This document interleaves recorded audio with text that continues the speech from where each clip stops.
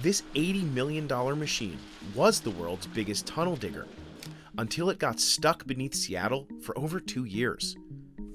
And California's high-speed rail project promised to connect Los Angeles and San Francisco by 2020, but that never happened. They did not do proper planning before they began construction. And now the estimated cost for completing this thing is over $100 billion. These issues are common. In fact, less than 1% of all big projects stay on budget, on time, and deliver what they promise. So why do so many go off the rails? And what can we learn from the rare few that don't? Dan Gardner, the co-author of How Big Things Get Done, breaks it down. Every time a country is hosting the Olympics, they're a beginner, and beginners are terrible. If you think about what the Olympic Games are, they go from country to country every 4 years. So congratulations, you win the bid to host the Olympic Games of some year. Then what do? You start planning and preparing this immense project. Well, have you ever done this before? No, almost by definition, you've never done this before. You haven't done the planning for the events, you haven't built these sorts of buildings, and so you struggle because that's how human beings roll. And then it's some other country's turn, and then it's some other country's turn, and guess what? Nobody ever learns from experience. That's why we call it eternal beginner syndrome. The Montreal Olympics was not a successful project. In fact, it came in 720% over budget. So, as is typical in the Olympic Games, Montreal decided that the main Olympic stadium had to be something truly spectacular, unlike anything ever seen before. And so what they did was they created this open stadium, and then they had this enormous tower, and then there would be a retractable roof that would go down through guy wires to cover the stadium. But when it comes to actually constructing it, it's not so amazing because nobody had ever done anything like that before. And it was precisely because this basic design was something that had never been tried before that it got into terrible, terrible trouble. In fact, for decades afterward, it continued to cost Montreal taxpayers because it was just an endless headache, the roof of the Olympic Stadium. And given the situation in Montreal and in the province, I think that it was really a criminal act to build a stadium spending so much money. Canada opens its arms to the world. The Olympics did go ahead on schedule, which meant that in the main Olympic Stadium, the athletes showed up and they had the usual ceremonies. But the stadium was supposed to have a roof. The roof was not completed. So they were basically having the games in a partially completed construction site. Gigantic stadium for the track events as it nears completion. For decades, the Olympics just kept making this mistake over and over again, and the cost overruns just got worse and worse. And so they've been trying to change in sensible ways. So they're trying to reuse buildings, they're trying to reuse designs, they're trying to hire experienced firms that are maybe outside the host country to increase the amount of experience involved. And that has led to some improvements, but the games continue to struggle. California high-speed rail is massively, spectacularly over budget, massively, spectacularly over time, and it hasn't moved any passengers. When they started, it was 30 billion, then it was 40, 50 billion, and now the estimated cost for completing this thing is over 100 billion. If you look at the GDP of small nations, that's sort of the scale we're talking about, and it hasn't moved any passengers.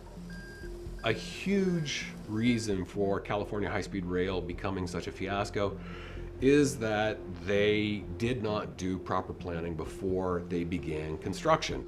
They had an idea of the general direction of the route, but it was not nailed down, it was not firm. There is an obvious point in Central California where the rail line should go down a very straight line in an uninhabited region. But for political reasons, that got pulled away to a more eastern location, which was much more inhabited, which meant that it was going through farm fields, very valuable farm fields, which produced all sorts of political headaches and legal fights, which were just completely unnecessary. Everything we spend in the state is less expensive than this one project.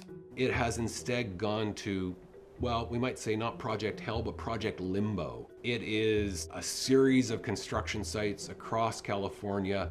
There is no California high-speed rail line. No passengers are being moved. And the prospects of the project ever being completed, moving passengers from Los Angeles to San Francisco and vice versa, is pretty close to nil.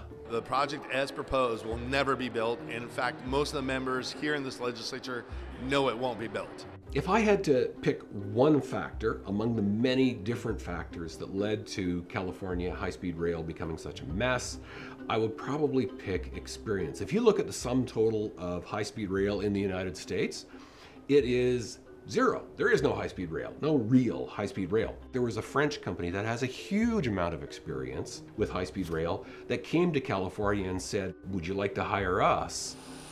And they ended up hiring all these Americans and all these American firms, and that, to me, is the single most important reason why it became such a mess. Seattle decided that they had a highway that was on the surface. They didn't want it on the surface. They were going to dig a tunnel and put the highway into the tunnel. And they would run all the traffic through 2 decks, 2 levels inside that tunnel.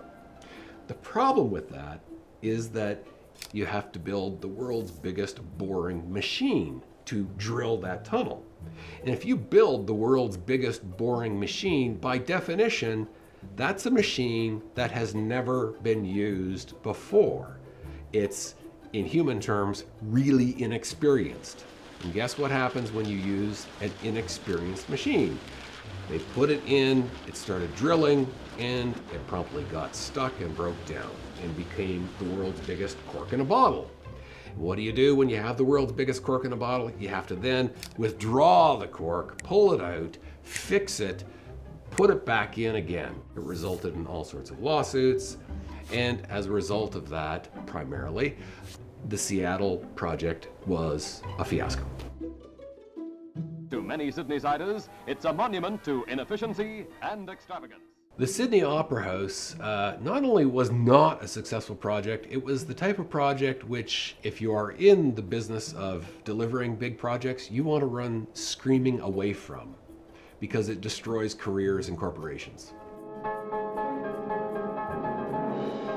This is the most controversial building in Australia. There was a long-serving politician named Joe Cahill. He had been diagnosed with cancer, he'd been in office for many years, and he was thinking about legacy, and he decided, I'm going to get behind this project and make it happen. So they announced a competition, a global competition, to design the Sydney Opera House, and they got entries from all over the world. And there was one entry in particular that leapt out because it was just gorgeous. It was graceful. Joe Cahill calls up the winning architect, and the man's name was Jorn Utzon. Jorn Utzon's entire entry in the design competition basically consisted of this group of beautiful sketches. The engineers all looked at it and said, we have no idea how to build this. It took him 2 years to come up with the technical solution. And you remember I just said that construction started immediately? Well, construction was going on the whole time. That's not how you do big projects. Because of this management of the project, everything got bogged down, the budget blew up.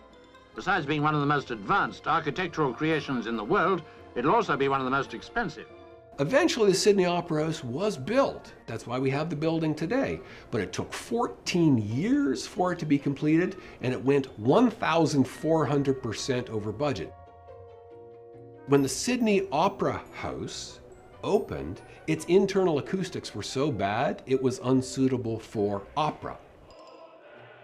The Sydney Opera House is in a strange category. It was massively, spectacularly over budget. It was desperately, desperately late.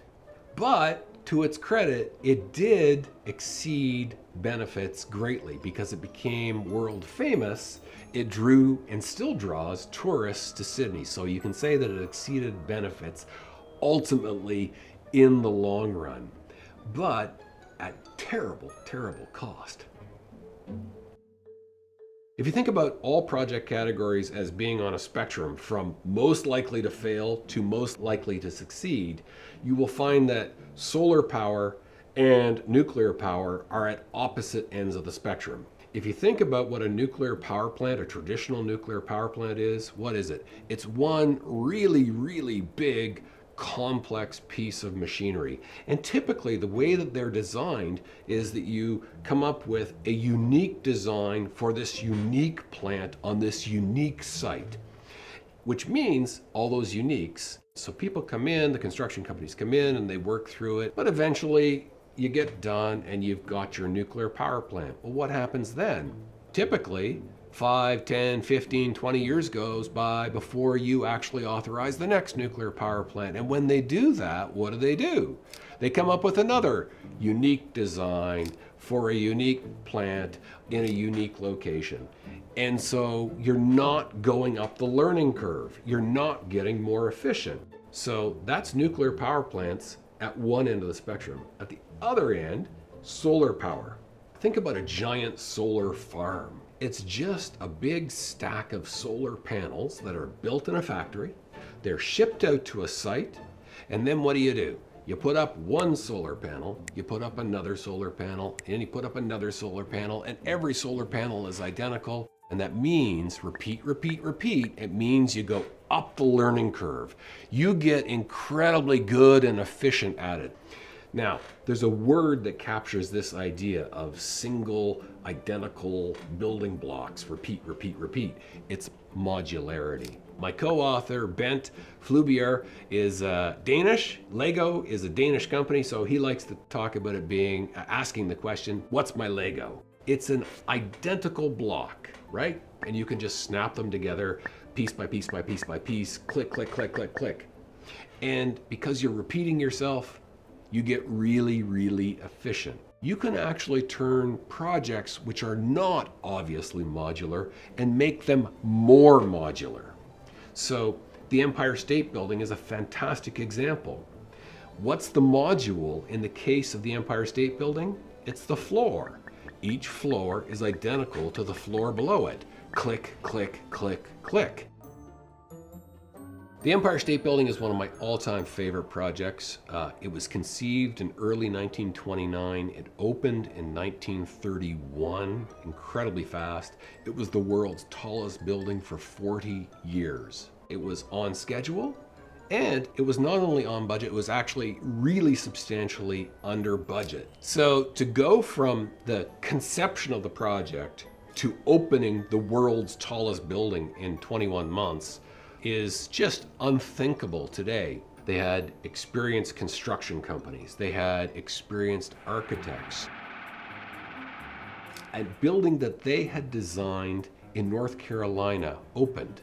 And so they said to the backers of the Empire State Building project, how about we do that, but taller? And so if you go to that building, it's still there in North Carolina today. You can go and you can look at it, and it's like an Empire State Building, except smaller, right? So what they did was they were taking what I would call an experienced design, a design that's been used in the real world and that succeeded in the real world. And they said, hey, it worked, let's use it again. The architects designed every floor of the Empire State Building to be as identical as the floor above it as possible. And as a result, the construction of the Empire State Building, which started fast, actually accelerated as the project went along. The architect called this design concept his vertical assembly line, which I think is just genius. And the applicability of that idea to other projects is vast. So, in New York in the 1920s, remember this was the jazz age, the economy is booming, New York is booming, and there was a mad race to build skyscrapers because the economy is booming. There are lots of tenants for these buildings, and everybody wants to build taller than everybody else. What basically nobody foresaw. At the end of 1929, 1930, the Great Depression hits, and as a result, the Empire State Building was not a financial success for its first decade, not remotely a success. That underscores a really important point about big projects. You can do literally everything right and still have an outcome, in this case the benefits, not be what you want it to be. So the purpose of the Hoover Dam was twofold. It was to control floodwaters, and it was also to create hydroelectricity. And actually it had a third purpose added, because it was the early years of the Great Depression. The government really wanted a large project to employ lots of people. It was built in the desert, and it was built in a place where the river basically ran between sharp, steep cliffs. It was a brutal environment. It was a brutal, difficult undertaking. And so you might imagine, in fact, this is going to be a disaster. Under the Boulder Canyon Project Act shall be called the Hoover Dam. No, it was a great success. It was delivered on time and under budget. There were a number of factors behind the success of the Hoover Dam. The single biggest factor was experience. 6 of the nation's most skillful engineering and construction firms had combined their full resources. The construction manager of the project was an engineer named Frank Crowe. Frank Crowe spent his entire career building hydroelectric dams in the American West. By the time he tackled the Hoover Dam project, he had built dams all over the place. He was the most experienced dam builder in the world. And because he was going from project to project building hydroelectric dams, Frank Crowe had people who worked for him and followed him from project to project to project. So when Frank Crowe went to the Hoover Dam, not only was he highly experienced, and not only were the people below him highly experienced, but the people together, Frank Crowe and all those other people, were experienced working with each other. The Bilbao Guggenheim is one of the most successful projects in modern history. So it's one of the 0.5% of projects that delivers on all 3 promises. In the mid-1990s, Spanish government officials came to the architect Frank Gehry, and they said, "We have this old building in central Bilbao. We would like you to renovate it to make it a suitable space for a Guggenheim art museum." He didn't make a decision. Instead, he said to them, "Why? Why do you want to do this project?" And what these officials wanted the project to accomplish was to draw the tourists who come to southern Spain up to the north. And by bringing those tourists into Bilbao, they would revive Bilbao's economy. And so when Frank Gehry heard the why of the project, he thought carefully about it, and he realized the project, as they had conceived it, could not possibly work. How do you get global media attention for a building renovation? The answer is you don't. And so Gehry went to them and said, "You know what? Down by the river, there's a derelict old factory. If you knock that down, I will design for you an eye-popping building unlike anything you've ever seen before. That will get you your global media attention. That will get you your global awareness. That will get you your tourists and your economic revivification." And that's exactly what happened. In fact, they had huge goals for the number of tourists that they wanted to attract to Bilbao, and they massively exceeded them. It was just another building. Turned out great. It actually met all 3 promises. Not only was it on budget, it was actually a little bit below budget. It was on time, and it massively exceeded benefits, which is why I would argue it's probably one of the most successful projects in modern history. One of the problems, the big problems with projects, is what my co-author Bent Flyvbjerg calls uniqueness bias. People tend to look at their own project, whatever it is, and think it's a unique project, because what people will typically do when they try to forecast how much is my project going to cost and how long is it going to take, They'll look at the specifics of your project. And so if you're doing a kitchen renovation, you'll look at exactly the dimensions of your granite countertop, of your pantries, and you will calculate the cost based on exactly the materials that you're using. A much better way to make a forecast is to not think of your forecast as being unique. Think of it instead as being one in a category. And the category is the project type. The best way to make your forecast is to get a whole bunch of data about kitchen renovations, get 100 different kitchen renovations, say, how much did they cost? What's the average cost there? And that's your forecast. And that's how your forecast at a minimum should start. And if you want to adjust it because there are particular problems with your forecast or your project, if you're using unusually expensive materials or whatever, then you can adjust it up or down according to those unusual specifications. But the real core of your forecast should be the category, the base rate, as statisticians would call it.